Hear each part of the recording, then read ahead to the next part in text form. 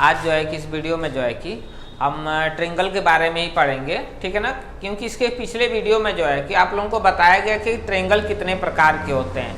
आज जो है इनके प्रकार के अलावा जो है इनके कुछ मुख्य भाग होते हैं, जैसे मान लीजिए कि या जैसे शीर्ष होता है, माध्यिका होती है, परिकेंद्र होता है, ठीक है ना। इसके बारे में पढ़ना है और इसके साथ कुछ न्यूमेरिकल्स भी होते हैं जो आप लोगों को बताए जाएंगे इस वीडियो में।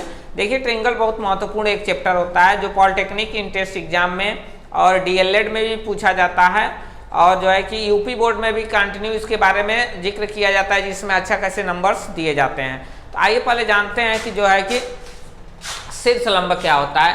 तो देखिए कोई भी त्रिभुज हो, ठीक है ना, एनीवन कोई भी त्रिभुज हो, ठीक है ना, और जो है मान लीजिए त्रिभुज है, इसका नाम, इसके शीर्ष जो है PQR है। देखिए इनको जो है कि क्रमशः शीर्ष बोला जाता है, ठीक है ना। अब क्या होता है कि शीर्ष लंब क्या होता है। तो देखिए शीर्ष से जो अर्धक करती हुई भुजा आकर के उसके सामने वाले भुजा पे पड़ती है, आपतित होती है, ठीक है ना। यह दोनों जो होते हैं यह अर्धक कोण होते हैं, यह इसका हाफ होता है, 1/2 एंगल ही होता है, ठीक है ना। तो यह सारी जो चीजें होती हैं, देखिए जो शीर्ष से जो उसके सम्मुख भुजा पे जो लंब डाला जाता है यह हमेशा जो है 90 डिग्री का एंगल जो है कि आंतरित करता है, इस भुजाओं पे 90 डिग्री का एंगल आंतरित करता है। देखिए यहाँ से P अगर यदि नाम रखा जाए इसका ABC, तो देखिए AP जो है यह भी शीर्ष लंब है, Q भी शीर्ष लंब है और RC भी शीर्ष लंब है। तो देखिए 90 डिग्री का होता है, तो इसको जो है कि हम शीर्ष लंब के नाम से जानते हैं। उसके बाद होता है माध्यिका। तो देखिए माध्यिका क्या होती है। एनीवन कोई भी त्रिभुज ले लेते हैं और उस त्रिभुज की जो भुजाएं होती हैं उसका एक मध्य बिंदु होता ही होता है। तो देखिए यह एक ट्रिंगल लिया गया है, ठीक है ना। यह जो ट्रिंगल लिया गया, सपोज इसका नाम जो है XYZ है। देखिए XYZ जो है इनके क्रमशः शीर्ष दिए गए हैं। तो इसमें क्या है कि जो यह भुजा है XZ, XY, YZ, या इसके मान लीजिए कि सपोज यह क्या है, मध्य बिंदु है। यह भुजाओं के जो है मध्य होते हैं, मध्य पॉइंट होते हैं और मध्य पॉइंट को और उसको शीर्ष से जो रेखा मिलाती है, जैसे मध्य बिंदु को और शीर्ष को जो रेखा मिलाती है उसी को हम जो है कि माध्यिका के नाम से जानते हैं, ठीक है ना। यह भुजा का मध्य बिंदु यह है, यहाँ से शीर्ष को हमने क्या किया, मिला दिया, यह इसके लिए क्या हो गई, माध्यिका हो गई। तो यह सारी चीजें इस तरह से जो होती हैं इनको हम माध्यिका के नाम से जानते हैं। उसके बाद जो है कि तो इस तरह से होता है। जैसे मान लीजिए कि एक और टॉपिक होता है कि अंतः केंद्र क्या होता है। तो देखिए अंतः जो केंद्र होते हैं उसमें क्या होता है कि जो मान लीजिए कि कोई ट्रिंगल दिया हुआ है, सपोज यहाँ देखिए, ठीक है ना। तो ये जो ट्रिंगल दिया गया है ABC, तो इसमें बताना है एनीवन कोई सी भी ट्रिंगल का अंतः केंद्र कैसे निकाला जाता है या अंतः केंद्र होता क्या। तो देखिए जो एंगल्स होते हैं, जैसे एंगल A है, एंगल B है और एंगल C है, इसका हम हाफ करते हैं, अर्धक करते हुए एक रेखा खींचते हैं, ठीक है ना। अर्धक करते हुए रेखा खींचेंगे, फिर इसका भी अर्धक करते हुए एक रेखा खींचते हैं हम, और जो है कि इस C का भी अर्धक करते हुए एक हम रेखा खींचते हैं। तो देखिए यह अर्धक करती हुई रेखाएं जो तीन शीर्षों से एंगलों को अर्धक हाफ करती हुई रेखाएं जो आती हैं और त्रिभुज के अंदर जिस बिंदु पर या एक दूसरे यानी कि तीनों रेखाएं जो हैं जिस बिंदु पर मिलती हैं उसी को हम कहते हैं अंतः केंद्र। इसी को हम अंतः केंद्र के नाम से जानते हैं। उसके बाद जो है कि परिकेंद्र क्या होता है। देखिए परिकेंद्र क्या होता है, जैसे मान लीजिए कोई ट्रिंगल दिया हुआ है, ठीक है ना, और ट्रिंगल दिया हुआ है, मान लीजिए इसका नाम जो है PQR दिया हुआ है और इसका हमको परिकेंद्र निकालना है। तो हम क्या करेंगे कि इनके जो साइड होते हैं, तीनों साइड, उसको हम अर्धक करती हुई रेखाएं खींचेंगे। अर्धक करती हुई रेखाएं जैसे मान लीजिए कि हम पटरी और प्रकार की सहायता से इसे अर्धक करेंगे, तो यह अर्धक करती हुई जो है कि इस तरह से अर्धक करती हैं। सपोज यह जो है कि अर्धक कर दी इनको, ठीक है ना। तो अर्धक तीनों जो है कि जब साइड के इनके हाफ किए जाते हैं और साइड को हाफ करते हुए जब रेखाएं खींचते हैं तो त्रिभुज के अंदर या तीनों साइड जिस बिंदु पर मिलती हैं उसी को हम कहते हैं परिकेंद्र, ठीक है ना, परिकेंद्र। तो देखिए यह क्या होता है, यह कोणों का जो अर्धक करती हुई रेखाएं खींचते हैं और जिस बिंदु पर तीनों मिलती हैं उसे हम अंतःकेंद्र, और जो भुजाओं का अर्धक करती हुई रेखाएं खींचते हैं और अब त्रिभुज के अंदर जिस बिंदु पर मिलता है उसको जो है कि हम परिकेंद्र के नाम से जानते हैं। इसके अलावा देखिए कुछ और जैसे होते हैं जो त्रिभुज के तीनों साइड होते हैं। जैसे यहाँ देखिए, जैसे मान लीजिए कि यह एक ट्रिंगल है, ठीक है ना, इसका नामकरण अगर रखा जाए तो पी क्यू आर रखा जाए, ठीक है ना। आर देखिए हम इसको थोड़ा सा लेंथ बढ़ा देते हैं, या इसको भी हम बढ़ा सकते हैं या इसको भी हम बढ़ा सकते हैं। तो देखिए होता क्या है इसमें, जैसे मान लीजिए कि यह एंगल का माप जो है कि x डिग्री है, इसका y डिग्री है और इसका z डिग्री है। तो इसमें क्या होता है कि एनीवन कोई भी ट्रिंगल होता है तो उसका जो बाह्यता कोण होता है, जैसे मान लीजिए कि इसका यह बाह्यता कोण है, ठीक है ना, बाह्यता कोण।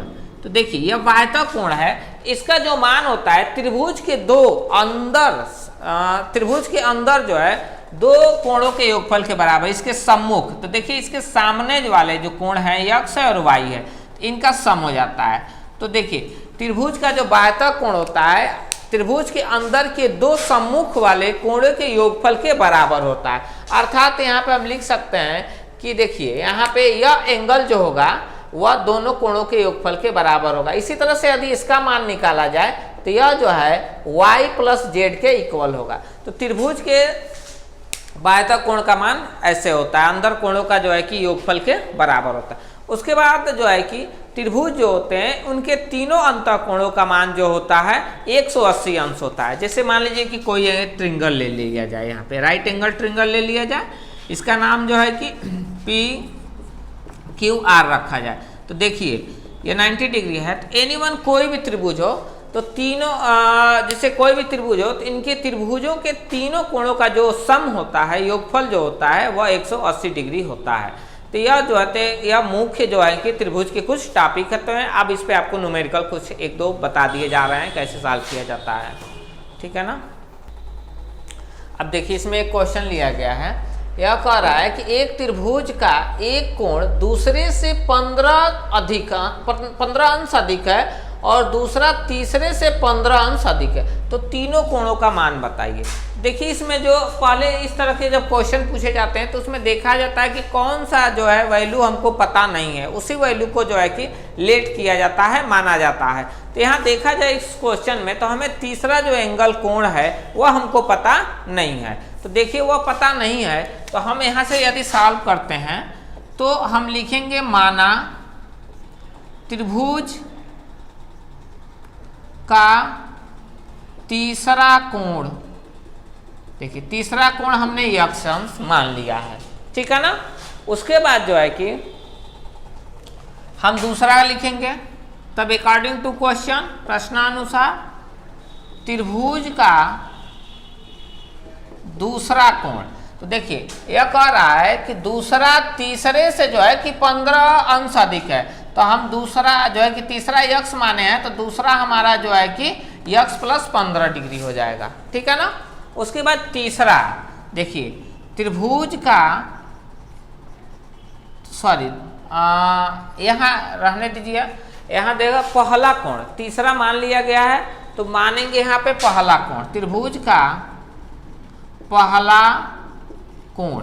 देखिए त्रिभुज का जो पहला कोण है, जो एक कोण लिखा है वह दूसरे से 15 अधिक है, तो ऑलरेडी दूसरा x प्लस 15 है तो इसमें भी हम प्लस 15 जोड़ लेते हैं, तो x प्लस 15 धन 15 आर हो जाएगा x प्लस 30, ठीक है ना। उसके बाद जो है कि हम जानते हैं कि त्रिभुज के तीनों अंतः कोणों का मान यदि एंगल A दिया हो अर्थात a प्लस बी प्लस सी बराबर 180 होता ही है। अभी हम बताए हैं इसमें, देखिए यहाँ पे हम लेट करते हैं, जो लेट किए रखेंगे तो x देखिए पहला हमारा x प्लस 30 है, दूसरा x प्लस 15 है और तीसरा x है बराबर 180 अंश, ठीक है ना। अब देखिए x प्लस x कितना होगा 3x 45, यह देखिए हो जाएगा हमारा जो है कि 45 इक्वल टू 180। देखिए यहाँ पे यानी कि हमने x और x को क्या कर दिया, यहाँ पे जोड़ दिया है। अब देखिए यह 45 जो है यहाँ इधर जाएगा तो सबस्ट्रेक होगा, तो यह होगा 3x इक्वल टू 180 माइनस 45। 180 में से 45 जो है कि सबस्ट्रेक हो जाएगा, घटेगा, तो यह हो जाएगा 135। ठीक है ना, यह होगा 135। ठीक है, R3x। देखिए यहाँ पे हम लिख सकते हैं x इक्वल टू 135/3। देखिए कैंसिल होगा, तो x इक्वल टू 3 चौके 12, ठीक है ना, और 5 तिहाई 15। x का मान जो हो गया 45 अंश आ गया। तब देखिए यहाँ पे जो है कि हमने तीसरा जो कोण माना था, लिखेंगे त्रिभुज का तीसरा कोण बराबर 45 अंश। देखिए दूसरा बराबर कितना हो जाएगा, इसमें 45 में प्लस 15 ऐड हो जाएगा, तो यह हो जाएगा 60 अंश। ठीक है ना, और जो क्या नाम है कि पहला कोण क्या होगा, तो देखिए इसमें 45 में प्लस 30 हो जाएगा, तो यह हमारा हो जाएगा 75 अंश। तो देखिए तीनों कोण जो है कि 75, 45 और 60 डिग्री के क्रमशः आ जाएंगे। इस तरह से इसको सॉल्व किया जाता है। अब देखिए, तो यह पूरा जो ट्रायंगल जो होता है आप लोगों को यह बता दिया गया है, और इस तरह के क्वेश्चन अक्सर पूछे जाते हैं एग्जाम में, तो इनको ऐसे सॉल्व किया जाता है।